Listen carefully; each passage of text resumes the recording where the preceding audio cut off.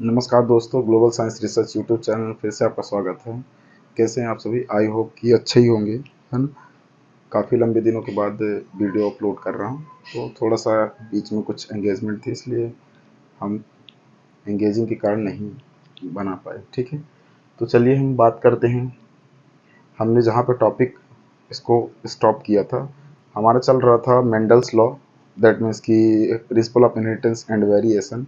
या अगर 10th का चैप्टर उठा कर देखें तो ये आपको हेरिडिटी के अंदर मिलता है। ठीक है, तो हम आज उसी हेरिडिटी के अंदर प्रिंसिपल्स ऑफ मेंडल लॉ की बात कर रहे थे, या कह लो कि मेंडल्स लॉ कह लो, प्रिंसिपल या लॉ जो भी। ठीक है, प्रिंसिपल्स या मेंडल्स लॉ के अंदर हमने लॉ तीनों बात कर ली थी: law of dominance, law of segregation और लॉ ऑफ इंडिपेंडेंट असॉर्टमेंट। तो आप बोलेंगे फिर सर ये क्या है? तो ये उनकी एक्सेप्शन है। एक्सेप्शन का मतलब समझ लीजिए कि जो उस रूल्स को कम्प्लीटली फॉलो ना कर रहा हो, या तो एक भी ना कर रहा हो या तो कम्प्लीटली फॉलो ना कर रहा हो, तो वो किसके अंदर चला जाता है? एक्सेप्शन के अंदर। तो आज हम उन्हीं एक्सेप्शन की बात करेंगे जो मेंडल्स की लॉ को क्या कर रहे हैं? बाइकआउट कर रहे हैं, कह रहे हैं हमें तो इनके लॉ पे चलना ही नहीं।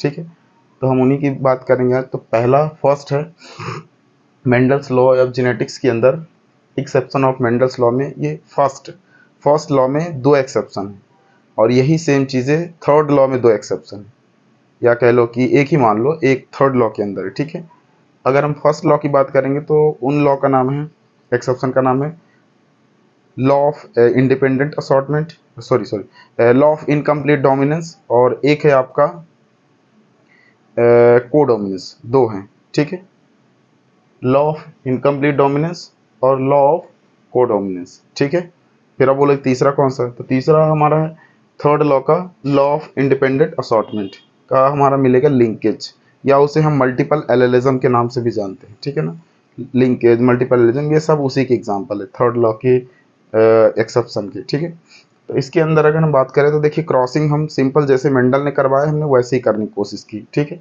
हमने क्या करवाया, जैसे ही मेंडल ने फर्स्ट लॉ में क्रॉस करवाया था कि एक डोमिनेंट और एक रिसेसिव पेरेंट्स लिए थे, और उनको क्रॉस करवाने के बाद उन्होंने रिजल्ट्स देखे कि F1 में तो हमें सेम रेशियो मिल रहा है, सेम रिजल्ट मिल रहा है 3:1, इनको भी 3:1 मिल रहा था। ठीक है, जब इन्होंने F2 में करवाया तो F2 में मेंडल्स के रिजल्ट्स के एकदम थोड़ा सा अलग ही ये डेविएशन दिखा रहे थे। जहाँ उनके मेंडल्स के F2 जनरेशन में जीनोटाइप फिनोटाइप रेशियो 1:2:1 था, वहीं इनके जीनोटाइप फिनोटाइप और जीनोटाइप में दोनों में उनके जीनोटाइप में 1:2:1 था, फिनोटाइप में क्या था?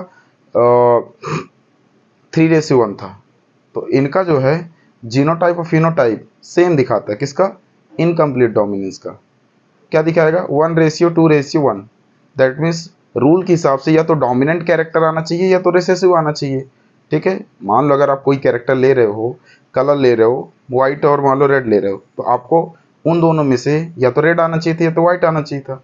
जबकि इनके रिजल्ट्स में ना तो रेड आया प्रॉपरली डोमिनेंस, और ना तो वाइट आया। इस वजह से इन दोनों के मिक्स से जो तीसरा कैरेक्टर तैयार हुआ या तीसरा एलील तैयार हुआ, वो हुआ हमारा हेट्रोजाइगस पिंक। इसी वजह से इसमें हम इसको बोलते हैं कि डोमिनेंट तो हुआ है, लेकिन वो कैरेक्टर कंप्लीटली नहीं हुआ जिसे हम डोमिनेंस करवाना चाह रहे थे। ठीक है ना, उनमें से नहीं हुआ, कोई तीसरा कैरेक्टर आया। ठीक है, इसलिए इसको बोलते हैं इनकम्प्लीट, मतलब डोमिनेंस तो हुआ लेकिन इनकम्प्लीट। जो हमने डोमिनेंट रिसेसिव लिया था वो 20-25% हुआ, और जो तीसरा कैरेक्टर निकल के आया हेट्रोजाइगस वाला, वो क्या हुआ हमारा? 50%। इसी वजह से डोमिनेंसी कहीं और शिफ्ट हो गई। तो चलिए बात करते हैं, थोड़ा सा देखते हैं। It is inheritance in which heterozygous of spring source intermediate character, वही मैंने बोला ना, तीसरा थर्ड कैरेक्टर। ठीक है ना, इंटरमीडिएट कैरेक्टर या allele between two parental characteristics. ठीक है ना, या cross between two parental characteristics is called incomplete dominance. जब आप दो पेरेंट्स के बीच में क्रॉस करवाते हो तो आपको क्या शो होता है? यहाँ पे हेट्रोजाइगस ऑफ स्प्रिंग क्या करता है? इंटरमीडिएट कैरेक्टर शो होते दिखता है, जबकि दिखना क्या चाहिए? जो डोमिनेंट वाला रिसेसिव, डोमिनेंट वाला एलील है और रिसेसिव वाला एलील है। ठीक है, अगर इसे सेकंड स्टेप में डिफाइन करेंगे तो इसको सेकंड स्टेप में क्या बोला गया है? Incomplete dominance is the process in which two allele of a gene is a dominance over each other, so both of them are present together obtained a new phenotype, ठीक है ना। एक दूसरे पर वो डोमिनेंस होने की कोशिश करते, कौन, डोमिनेंस रिसेसिव पर और रिसेसिव डोमिनेंस पर, जबकि वहीं तीसरा कैरेक्टर नया फिनोटाइप तैयार हो जाता है जिसे हम हेट्रोजाइगस बोलते हैं, ठीक है। अब इनके हमें एग्जांपल से अच्छे से ये चीज़ें क्लियरिफाई हो पाएगी, ठीक है। इनकम्प्लीट डोमिनेंस के, अच्छा इसको दिया किसने था ये बताना भूल गया था, को डोमिनेंस को कार्ल कोरेंस ने दिया था, ठीक है ना। कार्ल कोरेंस का नाम याद रखिएगा, बहुत इंपॉर्टेंट है, ठीक है ना। इनका एक्सेप्शन में नाम आता है। कार्ल कोरेंस कौन है, वैसे 3 साइंटिस्ट आएंगे, जैसे इसमें कार्ल कोरेंस है, एक ह्यूगो डी व्रीज है, ठीक है ना, और एक और आएंगे आपके टीएच मॉर्गन। तो टीएच मॉर्गन लिंकेज पे आ जाते हैं, ये कार्ल कोरेंस और ह्यूगो डी व्रीज वगैरह ये, और एक और हैं से मार्क, ठीक है, टिसर मार्क, शेर मार्क पढ़ते हैं उसे टिसर मार्क पढ़ते हैं। तो ये तीनों मिल करके ये एक्सेप्शन लॉ देते हैं। फिर ये अभी बात करते हैं इनकम्प्लीट वाले में किनका रोल है, तो इनकम्प्लीट वाले में आपके कार्ल कोरेंस का है, ठीक है। लेकिन अगर आपसे तीनों तीनों जितने एक्सेप्शन है उनमें कौन कौन से 3 साइंटिस्ट 4 साइंटिस्ट का नाम है, तो वो मैं अभी आपको एक कहीं मेंशन कर दूंगा साइड में, ठीक है ना। 4 साइंटिस्ट कौन कौन से हैं, या फिर मेंशन ही कर देता हूँ ना, चलिए इसको बता देते फिर मेंशन करते हैं, ठीक है ना, या मेंशन कर देंगे, नीचे प्लेस तो कमी है।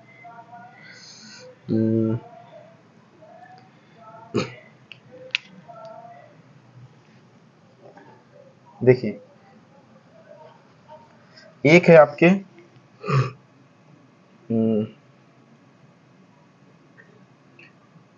ये 3 साइंटिस्ट, ठीक है ना, जो तीनों ने रोल प्ले किया।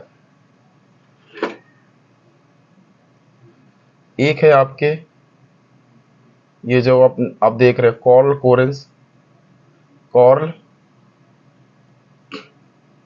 कोरेंस। दूसरे साइंटिस्ट हैं Hugo de Vries, Hugo de Vries. तीसरे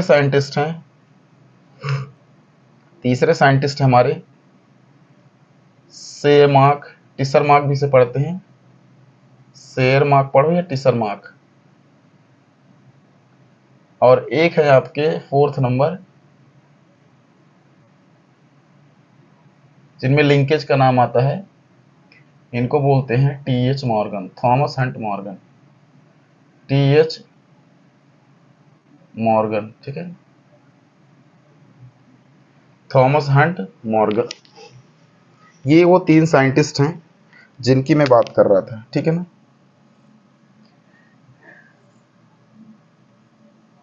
ये वो 3 साइंटिस्ट हैं जिनकी मैं बात कर रहा था, ठीक है। अगर हम, इन्होंने क्या दिया, rediscover of Mendel law,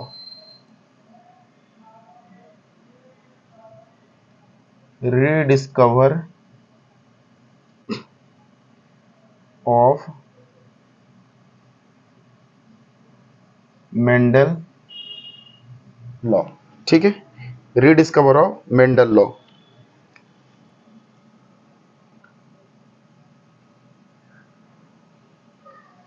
right, मैंने इसलिए बता दिया ताकि आपको पता रहे कि हम जो जिन एक्सेप्शन की बात कर रहे हैं उनमें ये 3 साइंटिस्ट इन्वॉल्वमेंट करते हैं और कहीं ना कहीं ये एक्सेप्शन निकालते हैं, ठीक है ना। तो मैं बात कर रहा था थोड़ा क्रॉस की, तो इन्होंने फर्स्ट में जब आप फर्स्ट लॉ ऑफ डोमिनेंस की बात करोगे या आप बात करोगे आपके लॉ ऑफ सेग्रीगेशन की, तो लॉ ऑफ सेग्रीगेशन में हमने कलर इस्तेमाल किया था, ठीक है ना, और लॉ ऑफ डोमिनेंस में हाइट वगैरह इस्तेमाल किया था एज ए कैरेक्टर, ठीक है ना। यहाँ पे हम क्या कर रहे हैं, कलर ले लेते हैं, ठीक है। कैरेक्टर आप कोई भी ले सकते हो, हमें रिजल्ट से मतलब। तो इन्होंने क्या लिया था, कलर लिया था। कलर कौन सा लिया था, कार्ल कोरेंस ने, मतलब कि कलर, तो कलर फ्लावर का लिया था, और साथ ही साथ इन्होंने किस फ्लावर का लिया था, तो मिरेबिलिस जलापा का, ठीक है ना, उसे स्नैप ड्रैगन प्लांट बोलते हैं। इन्होंने किसका लिया था, मिरेबिलिस जलापा, ठीक है। चलिए प्लांट तो मैंने बता दिया है, लिखने की जरूरत नहीं है, प्लेस भी नहीं दिख रहा। इन्होंने मिरेबिलिस जलापा प्लांट या स्नैप ड्रैगन प्लांट्स पे क्या किया, 2 कलर के प्लांट लिए, एक वाइट और एक क्या लिया आपने, एक वाइट वाला लिया और एक रेड वाला लिया, दोनों के बीच में क्रॉस करवाया। क्रॉस करवाने के बाद इन्हें पिंक कलर मिला, या लिख ही देते हैं ना। प्लांट्स कौन सा लिया था, मिराबिलिस जलापा, मिराबिलिस जलापा प्लांट, जलापा, ठीक है। इसी को क्या बोलते हैं, इसी को बोलते हैं स्नैपड्रैगन प्लांट, स्नैपड्रैगन या dog plant, snap dragon plant, या इसी को क्या बोलते हैं डॉग प्लांट, ठीक है ना। डॉग प्लांट क्यों बोलते हैं, क्योंकि इसका जो शेप होता है फ्लावर का थोड़ा सा कुत्ते के हेड जैसे झुका होता है, ठीक है ना, इस वजह से इसको स्नैपड्रैगन प्लांट भी बोलते हैं, वो सॉरी डॉग प्लांट भी बोलते हैं, ठीक है। इस प्लांट में इन्होंने 2 कलर लिए, ठीक है ना, हमने यहाँ बता दिया फ्लावर का कलर लिया, जिनमें से डोमिनेंट और रिसेसिव में क्या रखा, रेड और व्हाइट, रेड को डोमिनेंट में रखा और व्हाइट को किस में रखा, रिसेसिव में। अब इनमें जो ट्रेड्स इन्होंने देखे, अच्छा देखिए एक चीज़ और ध्यान रखिएगा, एलील और डोमिनेंट में थोड़ा डिफरेंस पहले मैं बता चुका हूँ। अगर आपने क्या किया, डोमिनेंट और रिसेसिव लिखा तो ये एलील हो गए, ठीक है ना, कि कौन ज़्यादा एक्सप्रेसिव है कौन सप्रेसिव है। जब उसे नाम दे दिया रेड और व्हाइट आपने लिया तो फिर ये ट्रेड्स में कन्वर्ट हो जाते हैं, ठीक है ना। अच्छा अब आगे नेक्स्ट बात करें इनके क्रॉस की, तो हमने यहाँ रेड और व्हाइट का F1 जनरेशन में क्रॉस करवाया। F1 जनरेशन में जब हमने इसको गैमेट में बदला, गैमेटोजेनेसिस की, तो इसका गैमेट क्या हो गया, RR, इसका गैमेट हो गया स्मॉल r स्मॉल r। अच्छा एक R यहाँ मिट गया क्या, ठीक है। देन उसके बाद हमने जब इसको क्रॉस करवाया, इस कैपिटल R का क्रॉस हमने पहले इन दोनों के साथ करवाया, तो हमारा result capital R small r capital R small r आया। फिर हमने इस R का क्रॉस, इस कैपिटल R का क्रॉस हमने इस small r cross small r के साथ क्रॉस करवाया, तो हमारा जो रिजल्ट आया वो capital R small r capital R small r। अब आप देखोगे कि जिनको जो इनकी जो प्रोजनी आई, इनके जो बच्चे आए, चाइल्ड्स आए, या कह लो कि फ्लावर का कलर आया, इनमें कैपिटल R सब में क्या दिख रहा है, डोमिनेंस, ठीक है ना। कैपिटल R क्या दिख रहा है, सब में डोमिनेंस दिख रहा है। तो इसका मतलब अगर इन्हें 25-25 25% में डिवाइड करें तो टोटल जोड़ करके ये 100% होता है। मतलब 100% क्या है, जो रेड है वो डोमिनेटेड है किस पर, व्हाइट पर, ठीक है। अब एक इसका मतलब ये नहीं कि डोमिनेटेड है तो वो कैरेक्टर खत्म हो जाएगा, वो अगली जनरेशन में दिखेगा, पर यहाँ रूल के हिसाब से क्या है, ये डोमिनेटेड है, ठीक है। इसे बोलेंगे क्या, रेड हेट्रोजाइगस, ठीक है ना, रेड डोमिनेटेड हेट्रोजाइगस एलील, यहाँ लिखा भी हुआ है, ठीक है ना, हेट्रोजाइगस रेड डोमिनेटेड एलील। अब हम आते हैं थोड़ा सा, अच्छा इसका रेशियो क्या आएगा, इसका रेशियो 1:1 आएगा, ठीक है, क्योंकि ये मोनो हाइब्रिड क्रॉस है तो 1:1। अगर डाई हाइब्रिड होता तो 1:1:1 होगा, उसका मतलब वही वो 2 जो हम 1 इस्तेमाल कर रहे हैं वो डाई मतलब 2 क्रॉस के लिए इस्तेमाल कर रहे हैं, बाकी 1:1 मतलब एक तरीके से 100% डोमिनेटेड है, ठीक है। अब हम इसको करते क्या है, अब इसका F2 निकालते हैं, P1 F1 sorry P2 F2 cross, मतलब अब सेकंड जनरेशन, एक जनरेशन में जब हमने क्रॉस निकाला तो रिजल्ट्स कुछ ऐसा था। अब हम इसको दूसरे जनरेशन पे निकालते हैं, सेकंड जनरेशन पे। मेंडल ने देखा कि पहले में सब में क्या आया, हाइब्रिड आया है ना। जब उन्होंने सॉरी कॉल कोरेंस ने, मेंडल ने तो करवा दिया था, कॉल कोरेंस ने पहली जनरेशन में क्या आया, सारे रेड हेट्रोजाइगस डोमिनेटेड आए। अब सेकंड जनरेशन में देखते जो उन्होंने सेकंड जनरेशन में कहा था, फर्स्ट जनरेशन में तो रूल सही है, सेकंड जनरेशन उन्होंने कहा था कि फिनोटाइप रेशियो 3:1 आएगा और जीनोटाइप रेशियो क्या आएगा, 1:2:1 आएगा। तो चले इसको बात कर लेते हैं। हमने हेट्रोजाइगस दोनों एलील लिया, क्योंकि हमारे पास क्या है, हेट्रोजाइगस एलील ही मिला है, तो हम इसी को ले लेते हैं, एक को डोमिनेंट मान लेते हैं, एक को रिसेसिव। इनको गैमेटोजेनेसिस किया तो गैमेट में बदलने पर capital R small r capital R small r। अब इस कैपिटल R का इन कैपिटल R और स्मॉल r के साथ क्रॉस करवाएंगे, तो जब हमने क्रॉस करवाया तो हमें क्या मिला, कैपिटल R, इससे करवाया तो कैपिटल R, इसका इससे करवाया तो कैपिटल R स्मॉल r, ठीक है। देन अब इस स्मॉल r की बारी, इस स्मॉल r का क्रॉस किसके साथ करवाया, स्मॉल r के साथ, तो क्या रिजल्ट आया, सॉरी स्मॉल r का कैपिटल और स्मॉल r के साथ करवाया, तो इसका इसके साथ करवाया तो कैपिटल R स्मॉल r, और इसके साथ करवाया तो capital R sorry small r आया। अब इसका रेशियो देखिए, जो प्योर है, pure red dominated homozygous allele, ठीक है, या pure red homozygous dominated allele का देखोगे तो 25%। यही चीज इधर देखो, pure white homozygous dominated allele का ये भी 25%। बीच वाला देखो जिसने चांस मार लिया 25-25, ये दोनों सेम है, ये दोनों आपस में क्या कर लेते हैं, मिक्स हो जाते हैं, मैं जीनोटाइप की बात कर रहा हूँ। फिनोटाइप में क्या देखोगे, कैपिटल आर इसमें भी है, कैपिटल आर इसमें भी, कैपिटल आर इसमें भी। तो रूल के हिसाब से इसका जो फिनोटाइप रेशियो आना चाहिए, क्या आना चाहिए, 3:1, 1:1, ये तीनों मिला के 3 हो गए, और ये अकेला है जो मैच नहीं करता इनसे, इसलिए क्या हो गया, ये 1 हो गया। ये तीनों मैच करते हैं क्या, इसके पास भी कैपिटल आर, इसके पास भी, इसके पास भी। तो कह रहे हैं कि भैया हमारी प्रेजेंसी तो है ना डोमिनेंस वाली, तो ये रूल के हिसाब से क्या होना चाहिए मेंडल के, कि ये तीनों तीनों को मिला के क्या आना चाहिए, तीनों एक तरीके से रेड डोमिनेटेड होने चाहिए, है ना। और रेशियो क्या आना चाहिए, 3:1, जो उनकी क्रॉसिंग में आया था F2 में। लेकिन यहाँ रिजल्ट्स कुछ अपोजिट, एकदम उलट आता है।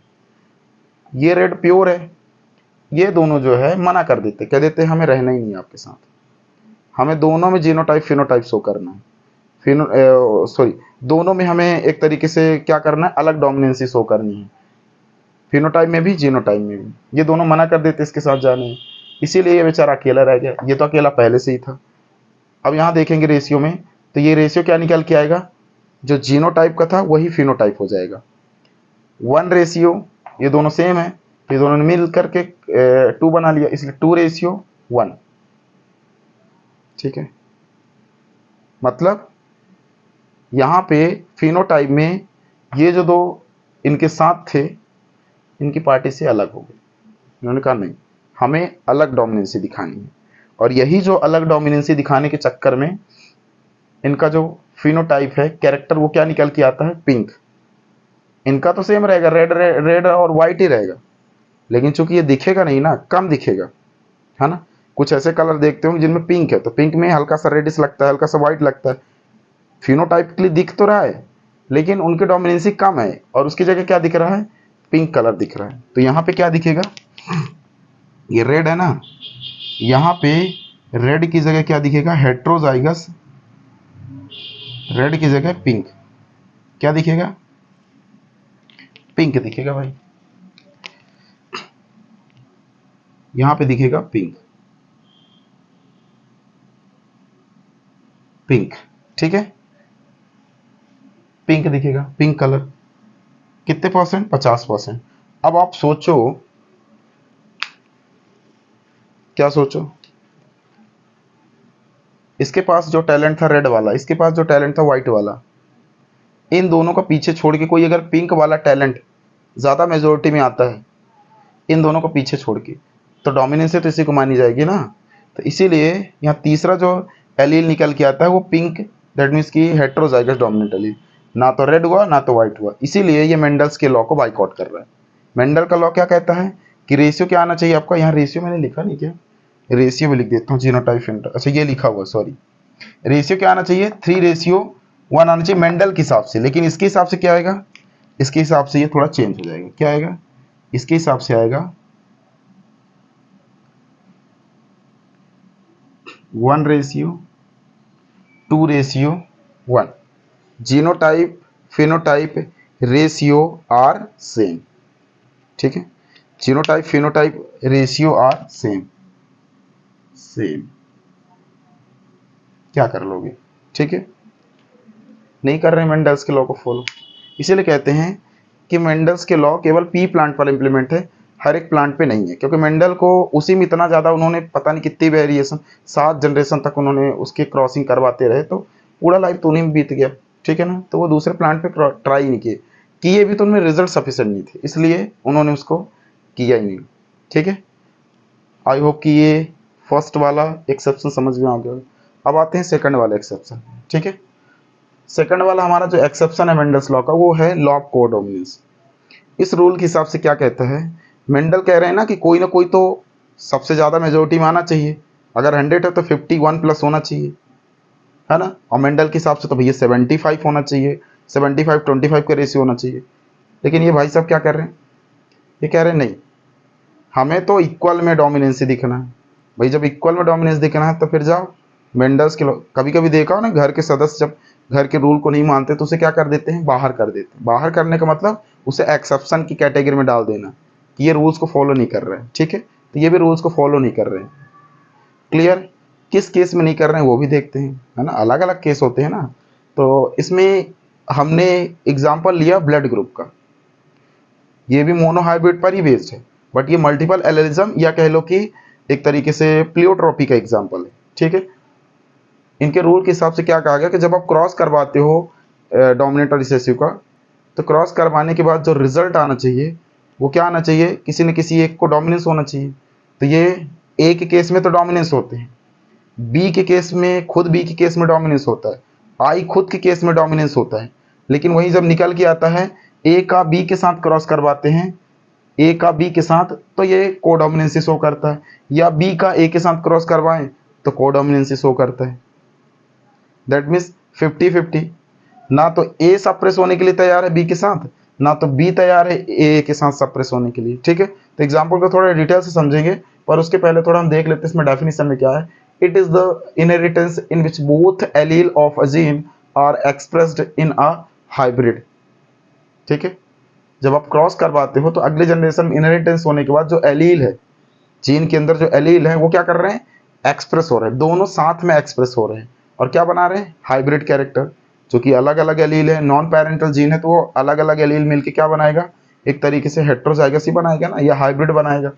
इसे दूसरे फॉर्म में क्या लिखा गया कि इन डोमिनेंस, इन कोडोमिनेंस, 1 मिनट, यहाँ डोमिनेंस हो गया, इन कोडोमिनेंस है,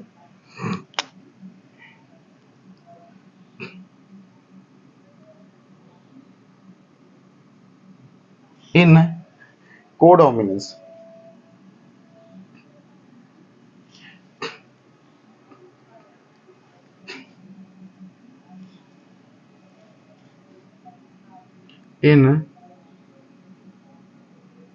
in codominance both the allele of a gene expressed themselves, ठीक है। दोनों इन कोडोमिनेंस के केस में दोनों जो एलील है, कौन कौन से, यहाँ पे जो हमने ब्लड ग्रुप ए और बी का क्रॉस करवाया था, वो दोनों एलील क्या हो रहा है, ए या बी के केस में, या बी का ए के केस में, दोनों के केस में क्या हो रहा है, दोनों एक्सप्रेस होने की कोशिश कर रहे हैं। तो वही बोल रहा है कि दोनों एलील जब एक साथ एक्सप्रेस होने की कोशिश करें तो उसको क्या बोलते हैं, उसको बोलते हैं कहाँ, F1 जनरेशन में, F1 F2। अब F1 में होगा तो F2 में करवाओ, कहाँ भी करवाओ, कोई दिक्कत नहीं। F1 में क्या हो रहे हैं, दोनों साथ में एक्सप्रेस हो रहे हैं, ठीक है। तो हम उसको क्या बोलते हैं, एक तरीके से हम बोलते हैं कोडोमिनेंस, जब साथ साथ दोनों एक्सप्रेस हों, ठीक है ना। अब देन नेक्स्ट इसका एग्जांपल हमने लिया ABO ब्लड ग्रुप ह्यूमंस का, कंट्रोल्ड बाय सिंगल जीन। अब आपको पता है कि जब कोई सिंगल जीन एक से ज़्यादा एलील को कंट्रोल करता है, ठीक है, या ट्रेड्स को कंट्रोल करता है, तो उसको बोलते हैं, या तो ये मल्टीपल एलेलिज्म का एग्जांपल है, क्या बोलते हैं इसे, बोलते हैं ये example of multiple allelism, multiple allelism, multiple allelism, या इसे बोलते हैं प्लियोट्रोपी, प्लियोट्रोपी,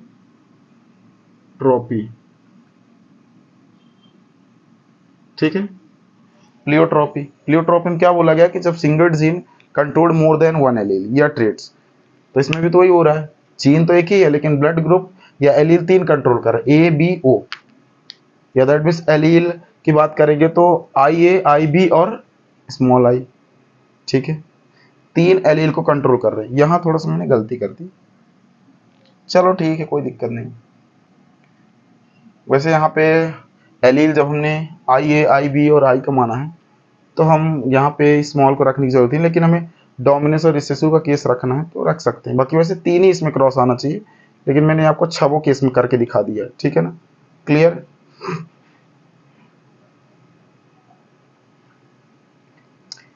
मतलब ए में स्मॉल ए को या IA को कैपिटल I एक के साथ क्रॉस करवाओगे तो दोनों के केस में, ठीक है ना, दोनों के केस में आपका रिजल्ट क्या होगा, वही आएगा जो आपको कैपिटल A का IA के साथ आना चाहिए या IA का कैपिटल A के साथ आना चाहिए, ठीक है।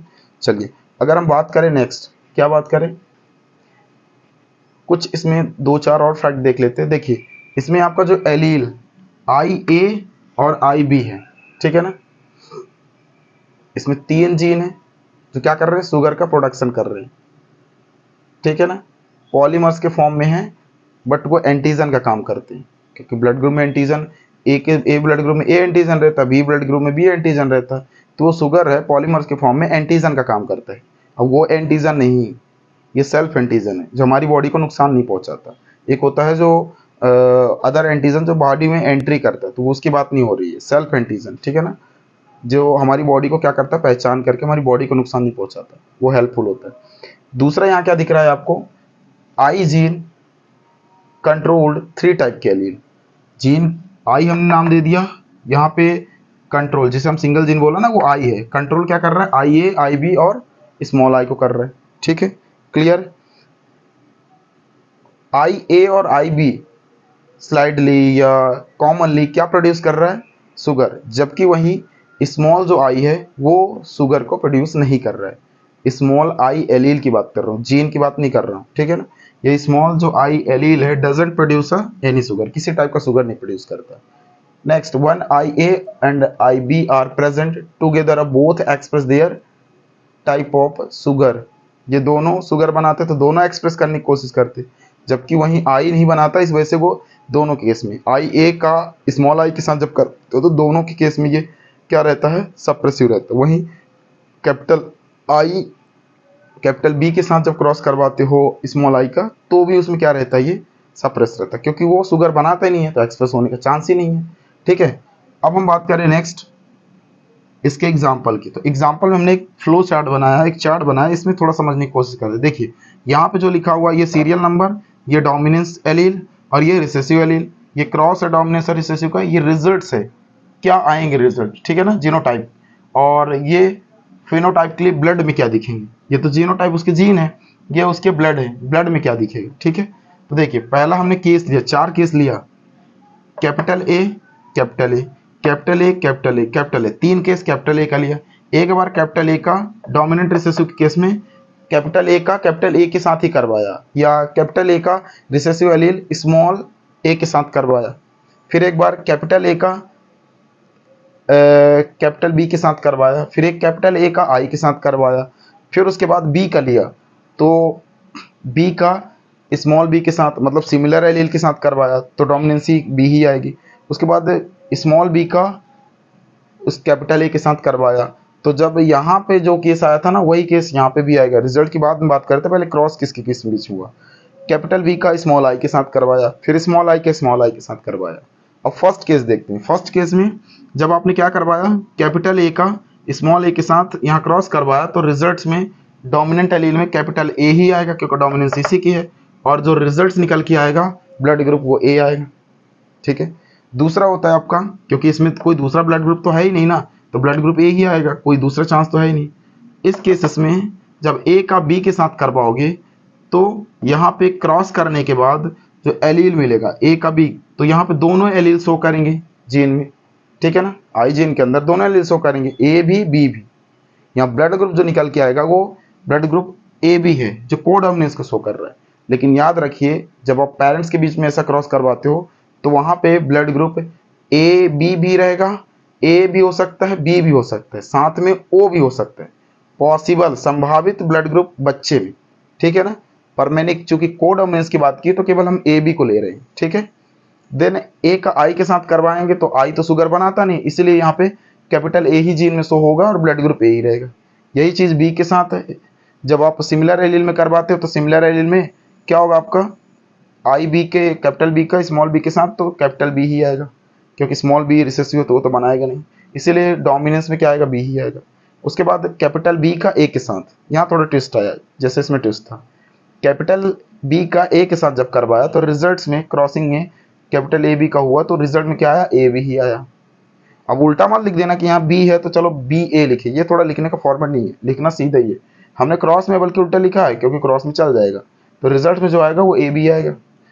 यहाँ पे भी कोडोमिनेंस शो कर रही है, इसमें भी, तो दोनों केस में या ए का बी के साथ करवाओ या बी का ए के साथ, दैट मीन्स इस हाथ से खाना खाओ या इस हाथ से, दोनों जाना मुंह में ही है, मुंह के अंदर ही जाना है, ठीक है ना, कहीं दूसरी जगह नहीं जाना है।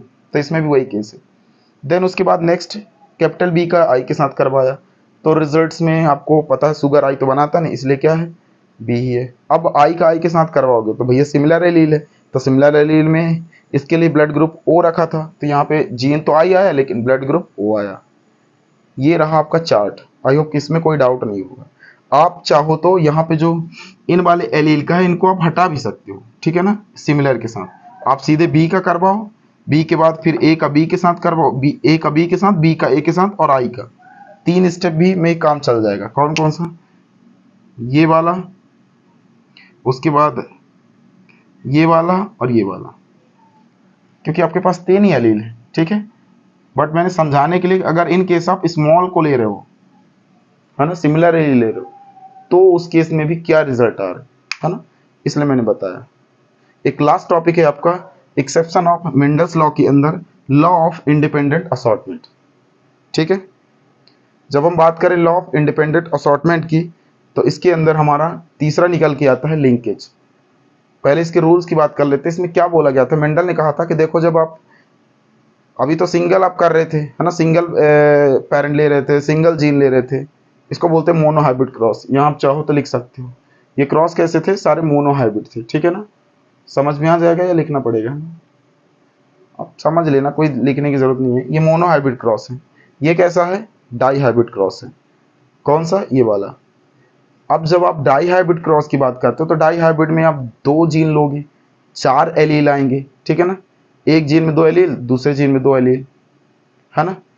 तो अब जब डाई हाइब्रिड लोगे, तो डाई हाइब्रिड में चांसेस है कि एक जीन का एलील दूसरे जीन से कोशिश करेगा दोस्ती कर ले। कब तक एक ही जीन के अंदर दोस्ती करके वो बैठा रहेगा? बोर हो जाएगा। इसीलिए क्या करते हैं, जैसे आप देखो क्लास में आप एक ही सीट में बैठते हो, है ना।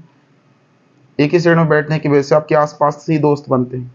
आप बोलोगे यार मज़ा नहीं आ रहा है, हम क्या करें, सीट थोड़ा चेंज करें, और सीट चेंज करके आप बगल वाले के साथ दोस्ती करते हैं, या आपके बगल में जो सीट है उसके बगल वाले से, है ना। तो इनका भी रूल ऐसे ही रहता है। ये क्या करते हैं, मेंडल ने क्या कहा था, मेंडल ने कहा था कि हम 2 जीन तो भेज रहे हैं, 4 एलील तो भेज रहे हैं, क्रॉस करवा रहे हैं, लेकिन मेरे रूल के हिसाब से कोई भी जीन लिंक नहीं होना चाहिए। क्या होना चाहिए? इंडिपेंडेंट रहना चाहिए। अगर जीन एक का एलील है तो ए के पास ही रहे, बी का है तो बी के पास ही रहे, कोई किसी के साथ पेयर नहीं करेगा, दोस्ती नहीं करेगा, है ना। बट चूंकि हम कब तक कंट्रोल कर सकते हैं, कोई ना कोई तो ऐसा हरकतबाज होगा जो कर ही लेगा। तो यहाँ पे भी क्या करते हैं, वो लिंक्ड हो जाते हैं, और वही लिंक्ड हो जाते हैं। इसी वजह से हम यहाँ हमें पढ़ने की जरूरत पड़ती है लिंकेज। तो लिंकेज क्या है? ये टर्म डिराइव किया था टी एच मॉर्गन ने, थॉमस एंड मॉर्गन ने। चूंकि मैंने पहले ही बताया कि इसे टी एच मॉर्गन ने क्या किया था, इस पर एक्सपेरिमेंट किया था, राइट। कोडोमिनेंस में भी ये 2 साइंटिस्ट हो सकते हैं, बट आपके टी एच मॉर्गन कहाँ है? 3rd वाले में। लिंकेज क्या है? It is a physical association, है ना, combined of 2 gene on homologous chromosome. एक ही क्रोमोसोम में जब 2 जीन आपस में एसोसिएट हो जाएं, ज्वाइंट हो जाएं, लिंक्ड हो जाएं, तो उसको बोलते हैं क्या? लिंकेज, ठीक है। बट ये क्या करेंगे? इंडिपेंडेंसी शो नहीं करेंगे, ठीक है। ध्यान रखना, they do not show a independent assortment, क्योंकि वो क्या हो चुके हैं? लिंक हो चुके हैं। और इसे लिंक होने की प्रोसेस को हमने क्या कहा था कि अगर एक जीन एक से ज्यादा एलील को कंट्रोल कर रहा है, उसके पास 2 होने चाहिए। अगर तीसरा भी लिंक्ड हो गया तो दैट मीन्स वो क्या शो करेगा? या तो शो करेगा वो एलेलिज्म, मल्टीपल एलेलिज्म, मतलब एक से ज्यादा एलील का एक ही जीन में लिंक होना, या उसे क्या बोलते हैं? उसे बोलते हैं प्लियोट्रॉपी। और अगर एक से ज्यादा एलील को ट्रांसफर करे वो एक जनरेशन से दूसरे जनरेशन में लिंक करके, तो उसको बोलते हैं पॉलीजेनिक इनहेरिटेंस। क्या बोलते हैं? Polygenic inheritance. अगर ये एक से ज्यादा एलील को ट्रांसफर करे तो उसको बोलते हैं पॉलीजेनिक इनहेरिटेंस। क्योंकि ये अलग से टॉपिक है, इसलिए मैं यहाँ ज्यादा डिटेल नहीं बता रहा। पॉलीजेनिक इनहेरिटेंस, क्लियर है? क्या करें? एक से ज्यादा जीन को जब ट्रांसफर करे, तो ये भी ऐसे कुछ इनका केस है। इस वजह से उन एक से ज्यादा जीन के लिंक होने को क्या बोलते हैं? लिंकेज। और ट्रांसफर करने की प्रोसेस को पॉलीजेनिक इनहेरिटेंस। एग्जाम्पल क्या लिया था इन्होंने? ड्रोसोफिला का लिया था। ड्रोसोफिला में सेक्स लिंक्ड का स्टडी किया था, ठीक है ना। ड्रोसोफिला में सेक्स लिंक्ड जीन की स्टडी की थी, किसने? टी एच मॉर्गन ने। अच्छा, इसी लिंक्ड होने के जीन को एक और नाम दिया गया है, क्या? रिकॉम्बिनेशन। अगर नॉन पेरेंटल जीन लिंक्ड हो रहे हैं तो, ठीक है, एक डोमिनेंस और एक रिसेसिव, अलग अलग पेरेंट्स क्या हो रहे हैं? लिंक्ड हो रहे हैं, तो इसको हाइब्रिड या रिकॉम्बिनेशन बोलते हैं। It is the process in which generation of non parental gene, ठीक है, non parental gene combined after crossing over and it occurs due to the independent assortment. जब ये इंडिपेंडेंट असॉर्टमेंट हो रहा हो तो उस समय ये क्या कर लेते हैं, नॉन पेरेंटल जीन लिंक्ड हो जाते हैं, दैट मीन्स ज्वाइन हो जाते हैं, कंबाइंड हो जाते हैं, रिकम्बाइंड लिखा हुआ है ना, एक जीन है ऑलरेडी उसमें कंबाइंड हो गया एक और जीन या एक और एलील, तो उसको बोलते हैं रिकम्बाइंड, ठीक है, तो इसको बोलते हैं रिकॉम्बिनेंट, है ना। नॉन पेरेंटल का मतलब होता है कि जैसे आप डाई हाइब्रिड ले रहे हो तो डाई हाइब्रिड में आपने एक कलर लिया, इन्होंने क्या लिया था थर्ड लॉ में, कलर और शेप लिया था। कलर में आपका ग्रीन और येलो लिया था और शेप में क्या लिया था, राउंड और रिंकल्ड। तो चूंकि दो कैरेक्टर इन्होंने लिया था, दो अलग अलग पेरेंट है, तो यही कह रहा है कि दो अलग अलग पेरेंट्स के जब जीन लिंक्ड होते हैं तो उसको हाइब्रिड बोलते हैं। चूंकि ये डाई हाइब्रिड में रिकॉम्बिनेंट पॉसिबल है, याद रखना होमोजाइगस में नहीं, या कह लो कि सेम सिमिलर पेरेंट्स में नहीं, होमोजाइगस पेरेंट्स में नहीं, हेट्रोजाइगस पेरेंट्स, कैरेक्टर अलग अलग होनी चाहिए। तो ये आपको क्या करना, ध्यान रखना। इसमें थोड़ा सा हम लिंकेज को समझने की कोशिश करते हैं। देखिए जैसे आपका ये जीन हो गया capital A capital B capital C D, फिर इधर से भी ऐसे, इधर से भी, इधर से भी, ये एक जीन हो गया और ये एक जीन हो गया, ओ सॉरी ये एक क्रोमोसोम हो गया, ये एक क्रोमोसोम, और ये क्रोमोसोम दोनों पेयर में रहते हैं, ये आपको पता है, ठीक है। पेयर में होने की वजह से इनके जीन आपस में क्या होते हैं, लिंक होने के चांसेस होते हैं। तो ध्यान रखिएगा ये है क्या, होमोलोगस। लिंकेज तो होमोलोगस के अंदर ही बन जाते हैं, है ना।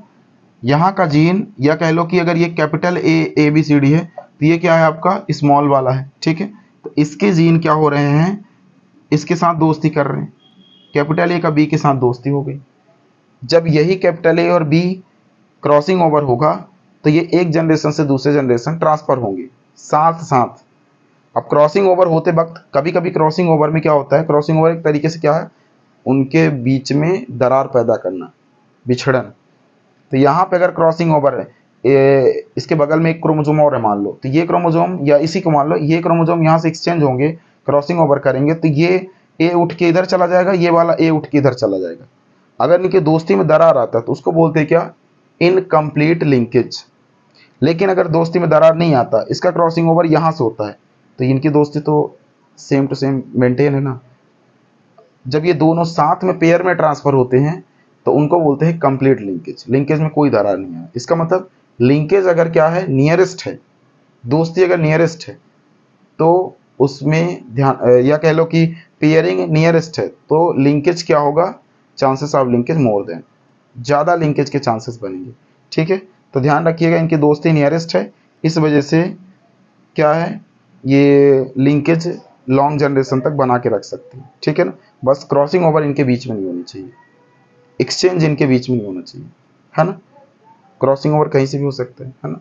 तो अगर दूर से हुआ तो ध्यान रखिएगा, इसीलिए क्या कहते हैं, जो फ्रेंडशिप है, फ्रेंडशिप डिस्टेंस की क्या होती है, इनवर्सली प्रोपोर्शनल होती है, और नियरेस्ट की क्या होती है, डायरेक्टली प्रोपोर्शनल होती है। मतलब दोस्ती नियरेस्ट रहेगी तो लिंकेज क्या रहेगा, मोर देन होगा, ज़्यादा होगा। और दोस्ती अगर दूर रहेगी, यहाँ मान लो डी के साथ दोस्ती है तो यहाँ से कहीं से भी क्रॉसिंग ओवर होगा, दोस्ती इनकी टूट गई, ब्रिज टूट गया, दोस्ती टूट गई, ठीक है। तो ये थोड़ा सा ध्यान रखिएगा, है ना। ऐसे पेयर को हम लिंकेज बोलते हैं, एक ही क्रोमोसोम में, होमोलोगस क्रोमोसोम के अंदर, ठीक है, ये बात ध्यान रखिएगा। तो आई होप ये आज का टॉपिक जो हमारा एक्सेप्शनल ऑफ मेंडल्स लॉ था वो आपको समझ में आ गया होगा, तीनों का, ठीक है ना। सेकंड में तो था नहीं, फर्स्ट और उसमें थर्ड में था। अच्छा, मेंडल ने दो ही लॉ दिए थे, तीसरा लॉ ध्यान रखिएगा ये एक तरीके से इन दोनों से निकल के आया है, ठीक है ना। मेंडल ने तीसरा लॉ नहीं दिया था, क्लियर है। तो आई होप ये आपको समझ में आ गया होगा, अगर आ गया होगा तो अपने दोस्तों के साथ इसे ज़रूर शेयर करें, बहुत इन्फॉर्मेटिव वीडियो है, वो आपके और उनके दोस्तों के आपके काम आ सकता है, ठीक है ना। और अगर पसंद आए तो लाइक ज़रूर करिए। जय हिंद।